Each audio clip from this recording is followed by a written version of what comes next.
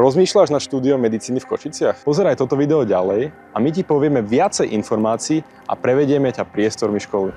Lekárska fakulta Univerzity Pavla Jozefa Šafárika priláka každoročne na odbor Všeobecné lekárstvo v priemere 1300 uchádzačov. Z toho fakulta príjme len okolo 250 z nich. Percento prijatia je teda na hranici 20%. Príjimačky pozostávajú z jedného testu, na ktorého vypracovanie je stanovených 150 minút, obsahuje 100 otázok z biológie a tiež 100 otázok z chémie, ktoré sú v rozsahu maturitného učiva.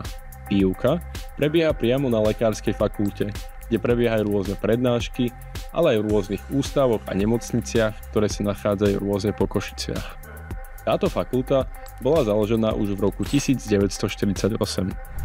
Nachádza sa 15 minút chôdze od centra mesta v mestskej časti Košíc Terasa.